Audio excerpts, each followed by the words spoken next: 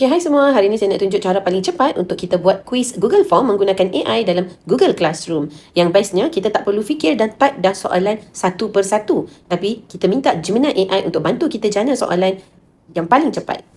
Okey, jadi pertama sekali, kita log masuk ke akaun Delima, aplikasi Google. Kemudian kita buka Google Classroom. Kita pilih kelas yang kita nak beri kuis. Okey, contohnya macam saya akan pilih kelas 4 Stella saya. Okey, contoh nak bagi 4 Stella. Okey, classwork. Okey, jadi dekat matematik ni saya nak tambah quiz. Okey, jadi saya tekan create. Saya tekan quiz assignment. Okey, title.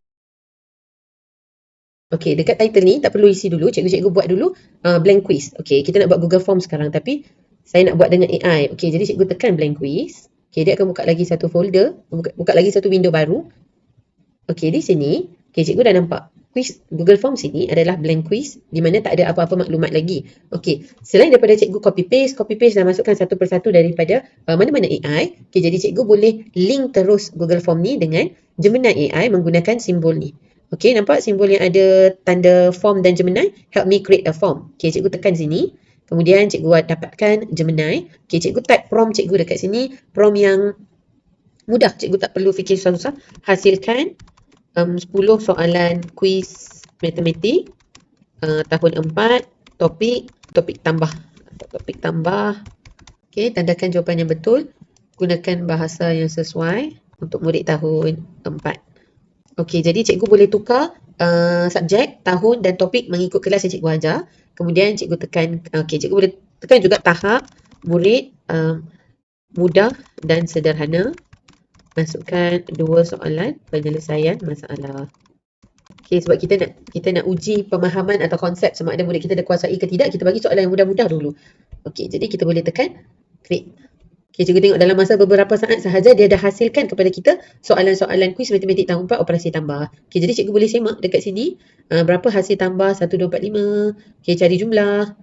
Dia ada bagi macam ni, tambahkan. Okey, jadi kita semak sama ada semua soalan baik dan sesuai untuk tahap anak murid kita. Okey, kita baca soalan penyelesaian masalah dia. Okey, kita boleh teruskan. Okey, dia boleh lagi berapa ke jumlah murid. Okey. Jadi soalan-soalan dia pun memang mudah dan boleh dijawab untuk murid tahun 4. Okey, jadi show answer key.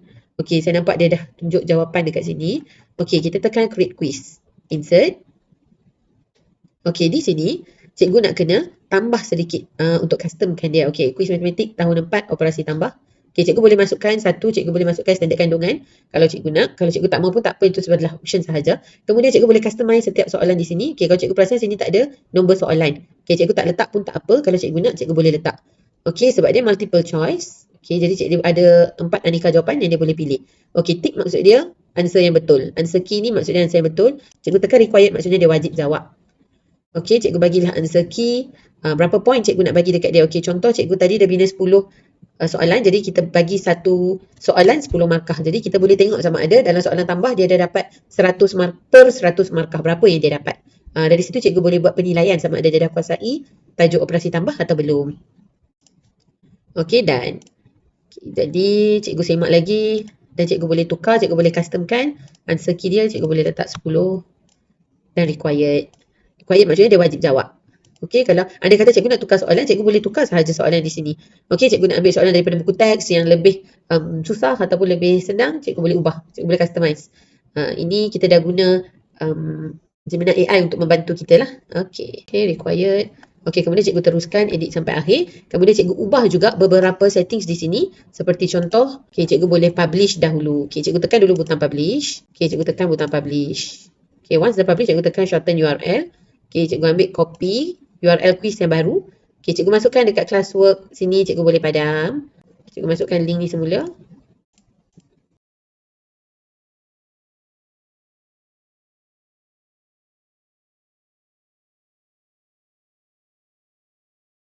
Okey, ini adalah contoh soalan-soalan yang akan anak murid cikgu jawab. Okey, jadi cikgu boleh terus letak quiz title. Quiz matematik tahun 4 operasi tambah. Jawab semua soalan di bawah di link berikut. Okey, kemudian cikgu boleh, kalau cikgu nak ada letak apa-apa nota, cikgu boleh tekan upload dan cikgu boleh masukkan nota-nota yang cikgu nak murid baca dulu, kemudian jawab soalan di sini. Okey. Kemudian cikgu boleh letak due date, iaitu due date sama ada hari Ahad minggu depan, maksudnya 1 minggu 1 kali tugasan cikgu bagi. Okey. Kemudian topik cikgu boleh pilih kat sini matematik, ikut subjek cikgu. Okey, point 100, set grading. Okey, draft grade, total points. Alright, kemudian cikgu boleh tekan assign.